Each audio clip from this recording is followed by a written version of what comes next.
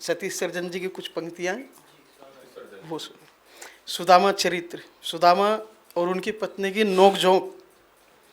सुदामा की पत्नी उनको कह रही है कि अपने दोस्त के पास जाइए और वहाँ से कुछ लेके आइए, और वो मना कर रहे हैं कि भाई मैं नहीं जाऊँगा।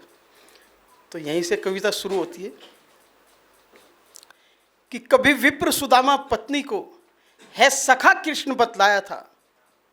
कभी विप्र सुदामा पत्नी को है सखा कृष्ण बतलाया था। गुरुकुल में जब वो पढ़ते थे हरि ने उन्हें मीत बताया था।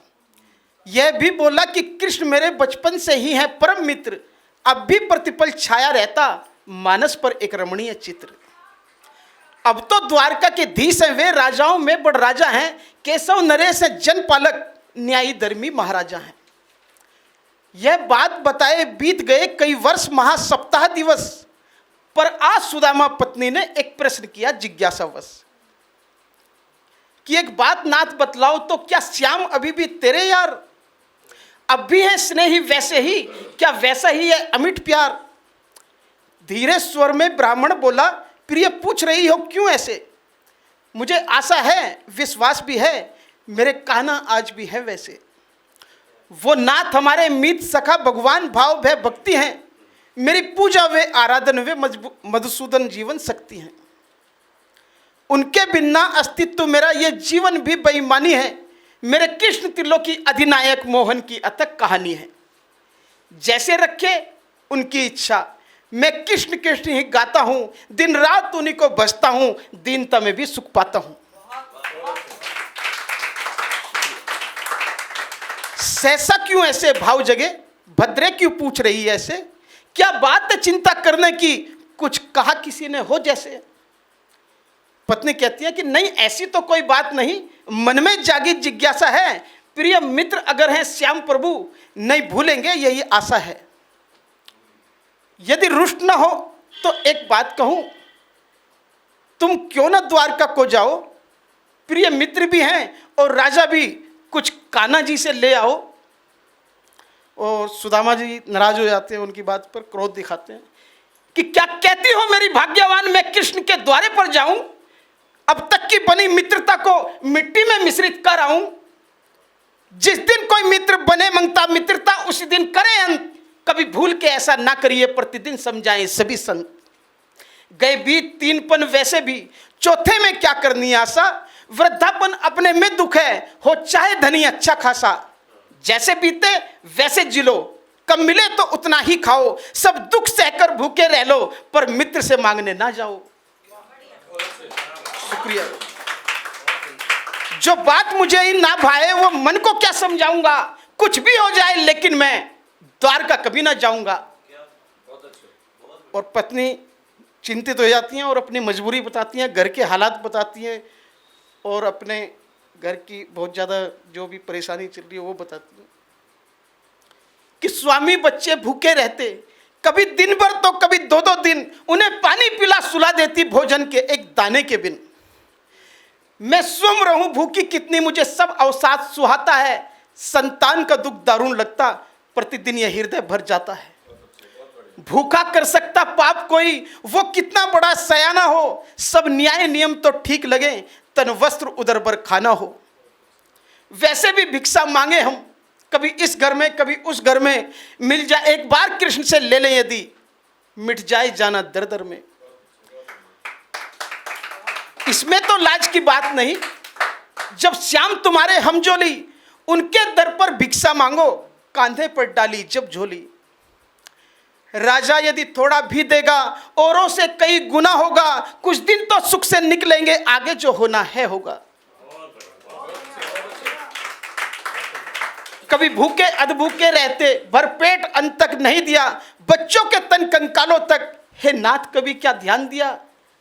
नीचे के तो सबके वस्त्र फटे, ऊपर का भी तन वसनहीन, तन भूखा है मन भूखा है, हम तुम बच्चे सब दीनहीन।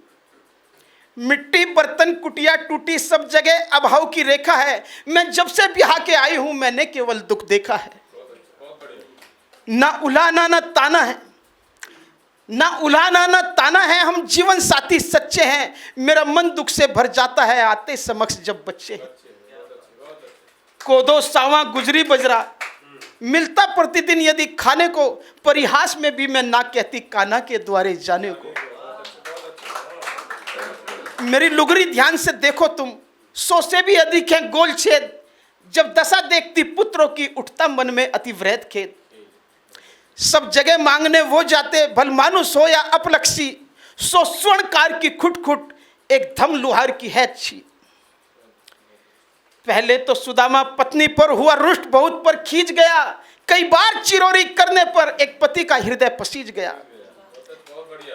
है पता कि बहुत गरीबी है, तुम निस्तीन विपदा सहती हो। वैसा ही करूंगा अब आगे जैसा जैसा तुम कहती हो। पर धोती भी तो एक ही है, बिन धोए पहनकर जाऊंगा। कई जगह से फटकर चीन हुई, ये जानू वहां ल जाऊंगा। एक काम करो तुम कैसे भी, कुछ चावल मांग के ले आना। राजा बेटी साधु के घर चाहिए नहीं खाली जाना। अगले दिन निकट पड़ोसन से कुछ चावल मांग के ले आई। भरतार को अपने विदा किया, वसुधा मन में कुछ हर्ष आई। ब्राह्मण पत्नी के मन में आज कुछ कम लगती थी दैन तपन। श्री कृष्ण करेंगे अनुकंपा, जग गई आस और कई सपन। शुक्रिया। बचपन का बिछड़ा श्याम सखा पक पक करता केशव को नमन। भूखा प्यासा एक भक्त विप्र अनवरत करे द्वारका गमन। थी प्यास लगी था रिक्त उधर, तन पर सूरज तपता जाए। ठोकर लगती कांटे चुपते, पर कृष्ण कृष्ण जपता जाए। सोचे जाऊं या लौट चलूं, अंतर मन रहा है डोल मेरा। मैं भिक्षुक हूं कान्हा राजा, उनके आगे क्या मोल मेरा। कभी तेज चले कभी रुक जाए, पकंटक घाव सताए बहुत। द्वारकापुरी है बसी दूर, पहुंचू कैसे घबराए बहुत। कहती थी भूख ठहरने को, आगे बढ़ने का ना था बल। श्री कृष्ण मिलन की अभिलाषा पल पल कहती बस चलता चल। उबड़ खाबड़ कंकरीला पद, जूता भी नहीं था पाँव में। सिर ऊपर धूप जलाए बदन, मन कहे बैठ जा छाँव में। चलता जाए भजता जाए, दुविधा में बीता पथ सारा। पैरों ने उत्तर दिया मगर हरिभक्त नहीं हिम्मत हारा। पथ पूछत पूछत पहुंच गया श्री कृष्ण कृपा से कृष्ण महल। हरिभक्त सुदामा वहां खड़ा जिस द्वार पे प्रहरी रहे टहल। रखवालों का अभिवादन कर औचित्य व परिचय बतलाया। हे द्वारपाल हरि से कह दो, द्वारे पर एक याचक आया। मेरा नाम सुदामा पांडे है, श्री कृष्ण हमारे परम सखा।